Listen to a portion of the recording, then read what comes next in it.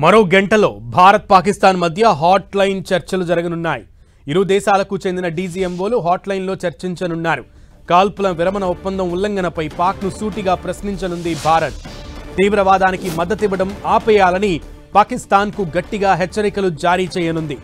పాక్లో ఉంటున్న కీలక ఉగ్రవాదుల్ని అప్పగించాలని డిమాండ్ చేయనుంది. అలాగే పీఓకేను భారత్కు అప్పగించాలనే డిమాండ్ను కూడా పాక్ ముందు పెట్టనుంది. మరి కాసేపట్లో డీజీఎంఓల భేటీ హాట్ లైన్ చర్చలైతే జరగబోతున్నాయి. పూర్తి సమాచారం మా ప్రతినిధి గోపిని అడిగి తెలుసుకుందాం. గోపి, భారత్ చాలా కీలకమైన ప్రధానమైనటువంటి డిమాండ్లను పెట్టబోతున్నట్లుగా తెలుస్తోంది. పాక్ డీజీఎంఓ ముందు అప్డేట్స్ ఏంటి?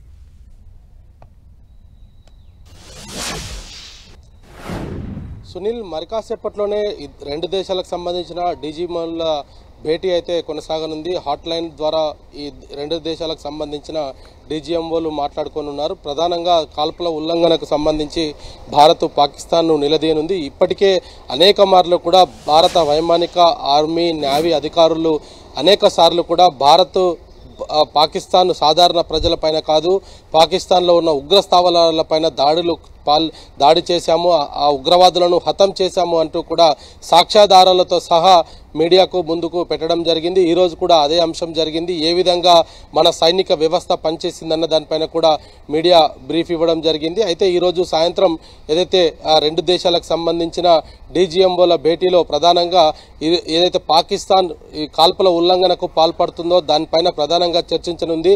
ఉగ్రవాద నిర్మూలనకు పాక్ కూడా భారత్తో కలిసి రావాలంటూ కూడా అనేక సార్లు చెప్పడం జరిగింది. ఉగ్రవాదులను ఏరివేయడంలో భారత్కు సహకరించాల్సిందిగా కూడా పాకిస్తాన్ ప్రభుత్వాన్ని అనేక మార్లు కూడా భారత్ కోరడం జరిగింది. అయితే పాకిస్తాన్ మాత్రం కవ్వింపు చర్యలకు ఎప్పటికప్పుడు పాల్పడుతూనే సాధారణ ప్రజలను లక్ష్యంగా చేసుకొని సరిహద్దు గ్రామాలపైన కాల్పులకు పాల్పడుతూ వస్తుంది. అయితే దీనిపైన ఇప్పటికే భారత బలగాలు సమర్థవంతంగా వాటన్నిటిని తిప్పికొట్టగలిగాము. ఉగ్రవాదుల వేటే మా ప్రధాన లక్ష్యం అంటూ కూడా ఇప్పటికీ అనేక సార్లు పాకిస్తాన్కు అర్థమయ్యేలా చెప్పిన పాకిస్తాన్ మాత్రం వాటన్నిటిని కూడా పెడచెవిన పెడుతుంది. భారత భూభాగంలోని కాశ్మీర్ ప్రాంతాన్ని ఆక్రమించుకోవడము, దాన్ని వెంటనే ఖాళీ చేసి వెళ్ళిపోవాలనేది కూడా భారత్ ఈ రోజు ప్రధానంగా డిమాండ్లు చెప్పే అవకాశం కనపడుతుంది.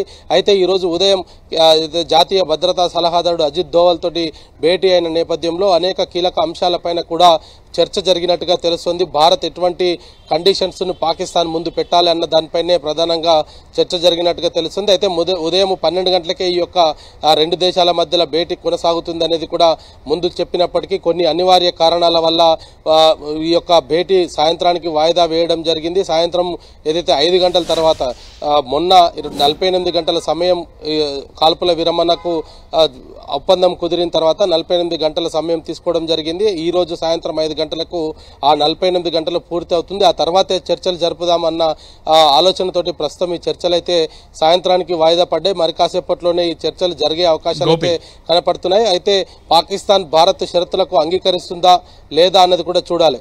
గోపి, అయితే కీలకంగా ఇందాక కూడా డీజీఎంఓల ప్రెస్ మీట్ని అడ్రస్ చేశారు, ప్రెస్ని అడ్రస్ చేశారు. దాంట్లో కూడా చాలా స్పెసిఫిక్ కాన్ఫిడెన్షియల్ ఇన్ఫర్మేషన్ అయితే బయటపెట్టలేదు. కానీ మీటింగ్ ఉన్న సందర్భంగా కాకపోతే యుద్ధానికి సంసిద్ధంగా ఉన్నాము అండ్ భారత్ అన్ని విధాలా కూడా తయారుగా ఉంది అంటూ కూడా తెలపడం వెనక ఆంతర్యం ఏమనుకోవాలి?